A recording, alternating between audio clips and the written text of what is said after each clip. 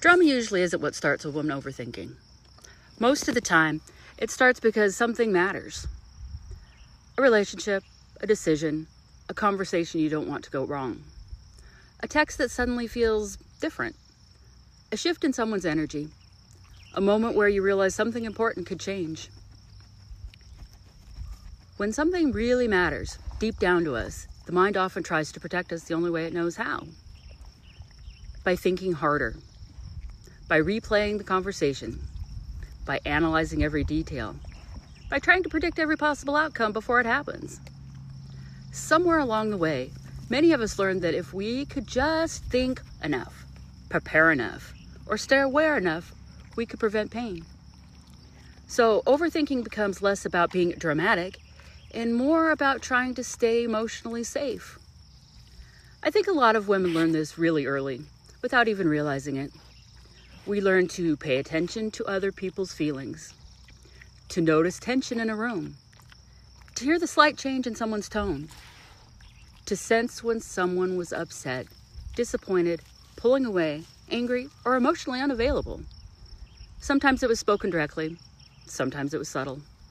But many women were taught, intentionally or not, that keeping other people comfortable was connected to staying safe, loved, accepted, or emotionally secure. So our nervous systems adapted. Our minds became scanners. We started trying to read between every line, trying to figure out what people actually meant, trying to avoid conflict before it happened, trying to make the perfect decision so nothing could possibly go wrong. The problem is, once the mind enters that loop, it usually doesn't stop at just one thought. It keeps going. What if I misunderstood? What if I'm missing something? What if there's a better answer? What if I make the wrong choice? What if they're upset? What if this changes everything? Eventually, the mind starts treating possibilities like facts. That's when the spiral gets really exhausting. Because the more important something feels, the more the mind seeks certainty. But life rarely gives us perfect certainty. Honestly, I don't think healing is about never overthinking again. I think healing is learning how to recognize what's happening without abandoning yourself. Learning how to pause. Learning how to come back to your body. Learning how to separate fear from truth. Learning how to ask yourself, what do I actually know right now? Not what's the worst thing that could happen.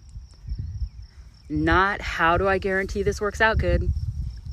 Not how do I make everyone else happy. Just what do I actually know right now? That question matters because it brings you back to reality instead of fear. It helps interrupt the spiral. Sometimes what you know is actually very simple. You know how someone consistently treats you. You know how your body feels around certain situations. You know when something feels aligned, and you know when you're forcing it. You know when you're abandoning your own needs to keep the peace. And you know when you're shrinking yourself to avoid conflict. But overthinking can pull you so far away from yourself that you stop trusting what you already know. That's why rebuilding self-trust usually doesn't happen in some big, dramatic moment. It happens quietly, in small decisions, small boundaries, small moments where you stop overriding yourself, and small moments where you stop needing outside permission to honor what you already know. I think a lot of women are emotionally exhausted from trying to think their way to safety all the time, trying to carry every outcome, trying to predict every shift, and trying to hold everything together for everyone else. Maybe part of healing is realizing you were never supposed to carry all that alone. Maybe part of healing is learning that peace doesn't come from finally finding the perfect answer.